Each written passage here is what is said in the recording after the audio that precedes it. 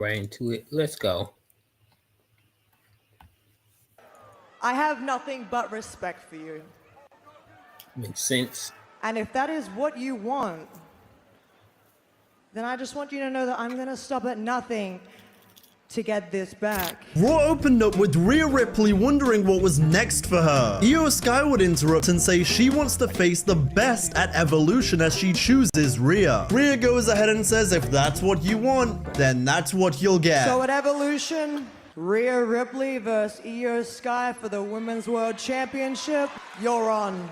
And despite people being mad about this, I am not. This match is going to deliver. Sure, Io could have faced Asuka or Stephanie Vaquer and that would have delivered too, but I feel like they're saving Io Asuka for SummerSlam or later on. You gotta remember, Evolution is just a midpoint between now and then. And let's be honest, Asuka versus Io deserves more of a build than a 2-week build. At least when it comes to Rhea Ripley versus Io Sky, they've already had the history between WrestleMania and now, and everything that happened before WrestleMania, so there's already a built-in story there. Also, Nick Aldis and Adam Pearce announced a battle royal for Evolution, which will see the winner get a title match at Clash in Paris. So you could always have Stephanie Vaquer win that. Either way, I get why people are mad at Rhea being straight back into the title picture, but if I recall correctly, she wasn't pinned at Mania to lose the championship anyway. Meanwhile, backstage, Dominic Mysterio is confronted by Uncle Allen. That if you lay a finger on me before I'm cleared, you'll never get your title match. Doctor's orders. He shows off a signed document that proves he can't compete right now. AJ Styles says, yeah, right here, yeah, doctor says you're a punk ass. After you're cleared, I'm gonna take that title from you. Next, we had new tag champions as the Judgment Day beat the New Day. But he hit his own partner! Disaster! We also saw a sweet Spanish fly from JD McDonough. Spanish fly from the top! In the end, a tag into JD's moonsault and Finn Balor's coup de grace wins them the gold. The Judgment Day officially has a bunch of gold again, and honestly, I'm not mad about it. They got him! Hit the moonsault! Now it's Balor's turn! Coup de grace! We got new tag team champions! I love the New Day, but I feel like they had nowhere else to go. Until Big E is potentially cleared, and that may not ever happen, their story feels stuck in purgatory. They're heels because of what they did to someone who can never give them their comeuppance. Next, we saw Lyra Valkyria and Bayley arguing backstage over what happened last week. Wow, okay, so you can't text me back, you won't talk to me, but you'll talk about me in interviews. That's really where we're Lyra, at now, is this just what you're gonna do every week? Interrupt my business? Okay, look, if you're here to apologize, I don't want to hear it. I was gonna apologize. I don't even know who you are anymore. Adam Pearce storms in and says, enough. Bayley versus Lyra tonight, the winner will face Becky at Evolution. Then backstage, we see a goodbye to Chad Gable as he prepares for surgery. He says, Ivy, you need to conquer Stephanie Vaquer and keep the American-made spirit alive. And Brutus and Julian, set your focus on the tag team championships. There is a very shocking development with El Grande Americano and that whole conspiracy, but more on that momentarily. Meanwhile, Pearce and Aldis are really getting around because they're in another segment. Finn Balor and JD McDonough suggest Roxanne Perez as Raquel's new tag partner to hold the titles with her. Then both GMs devise a plan and say at Evolution, they're gonna have to defend the titles against teams from Raw, SmackDown, and NXT. Personally, I wish he would have gone ahead and thrown TNA in there just to mix things up, but alas. And given what they're building over there with the whole Allies of Convenience storyline with Charlotte and Alexa, I kind of feel like they may be in this match representing SmackDown. I feel like that's what they're gonna be doing on Evolution. Wow, look at us, on the same page.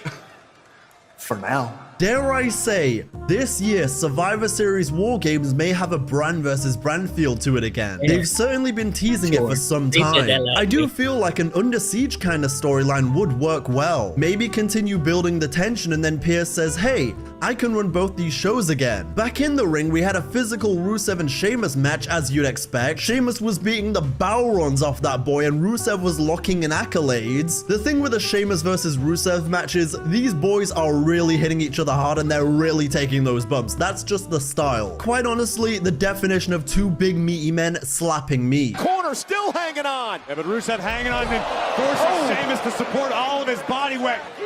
Bro! I also have to say in the early going they had a camera person on the apron which gave a closer look at the action. It was almost like a third person view of the wrestlers and I really liked that honestly. Oh! Steal. And out. Oh! Rusev. Off the Mosca kick, picks up the win. A sneaky poke in the eye and some other dastardly tactics lead to a big win for Rusev. Then, remember that shocking development that I mentioned earlier on? Say it ain't so, cuz.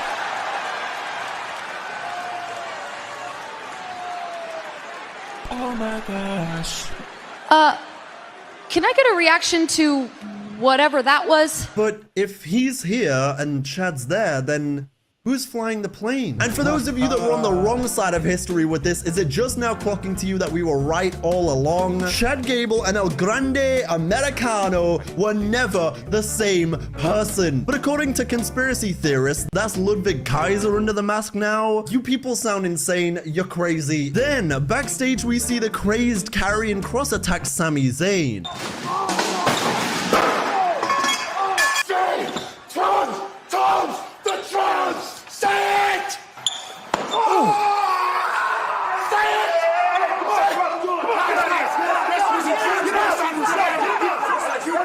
I'm so happy that this feud isn't over yet. And now we're seeing a version of Karrion Kross that really should viciously go in there, get his lick back in the ring, and beat Sami Zayn clean. But I'd assume they'll blow it off at Saturday night's main event. Then, for as great as Gunther is, this promo he cut was basically just a repeat of the last one. He says he's gonna take Goldberg apart in front of his family, he's gonna dismantle him, because Bill may not like bullies, but Gunther is the biggest bully around here. But where this promo differs is when he's confronted by Seth Rollins. Styling his fancy new custom Money in the Bank briefcase, he says he never went to Saudi Arabia to cash in. It was simply just to ensure that he stood on business of Punk never being champion again. For the last 2 years, I have said time and time again that if there is breath in my lungs, CM Punk will not be a world champion in this company. Seth also says when this began, it was to be an all-out assault on all gold, including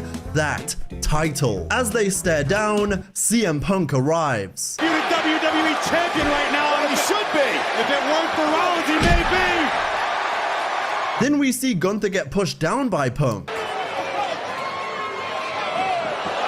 Whoa. That would have never happened to IC champion Goon, I'm just saying. That's LA Knight. Turn around, Seth. LA Knight. Then Knight and Rollins brawl amidst the fans as Rollins splashes Knight and hightails it out of there. Oh, please, I'm begging you, please have LA Knight win the briefcase from Seth, please. He's cooking here. Then, in the Judgment Day clubhouse, Raquel is hesitant over how fast everyone is replacing Liv. She stresses that Liv has been rehabbing, so she'll be back soon. Finn says, I had a shoulder injury once and I know these injuries. She's gonna be out for a while. They then vote on Roxanne joining the Judgment Day as Finn and JD say yes. I gotta talk to Liv. No. Make the decision yourself. Make Liv proud.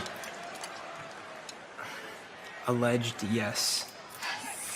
You better hold up your end of the deal, Chiquita. Well, I guess it's official. Roxanne, let's cheers our titles to the newest member of the Judgment Day. Welcome. Something tells me Roxanne will prove herself in that Evolution tag match and she's gonna slowly start to grow on Dominic Mysterio. Next, we saw a reintroductory vignette for Kairi Sane who says the Pirate Princess is back. Then, it was time for Bayley versus Lyra, which rightfully so ended in a double pin. Nice. Jackknife cover. And a hoop.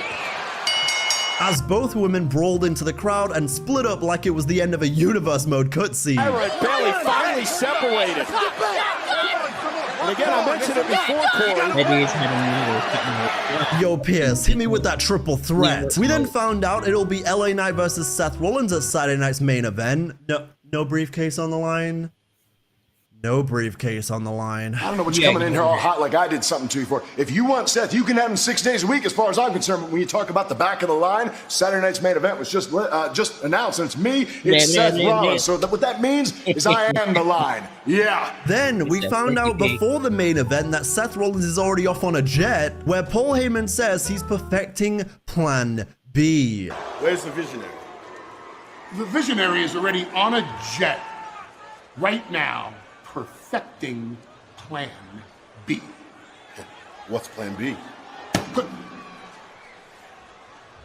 If there's one thing I've learned, there's always a plan B. The question is, what or who? And if I had to hazard a guess, I would assume that Plan B is a new member of the faction. I know there's a very certain part of the community that would love for it to be Austin Theory, and honestly, I wouldn't say no. And I still wouldn't mind Kiana James being in this faction. I wouldn't mind a woman being in this faction, because God knows Kiana James needs it, or else she's gonna do nothing, and then they're going to release her. That's just going to happen. And if we're thinking about other dark horse picks in the women's division, I wouldn't mind a very dark horse shout for Callie Armstrong from Evolve. I feel like her personality would really work here. You've also got, maybe if you want, Tyra May Steele. She has all the credentials, and really, you put a mouthpiece with her, someone like Rollins and Heyman around her, she could be a demon. We all know that Tyra May Steele can wrestle. She's an Olympic gold medalist, but her character needs some forming. Imagine they just go ahead and say, be in the faction. I don't know. It's not as if she wouldn't be instantly credible, so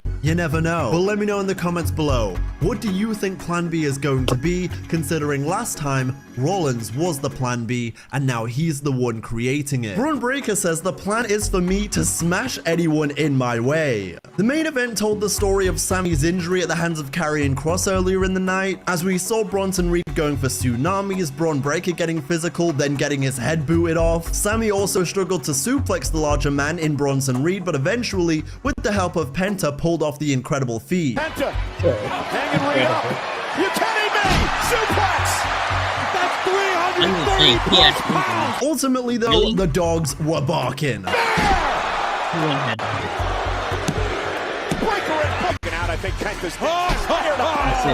Breaker would hit another spear on Penta, which led to Jey Uso entering and evening the odds against the faction. Steel chair in hand! Down goes Breaker! Jey Uso knocking Breaker and Reed!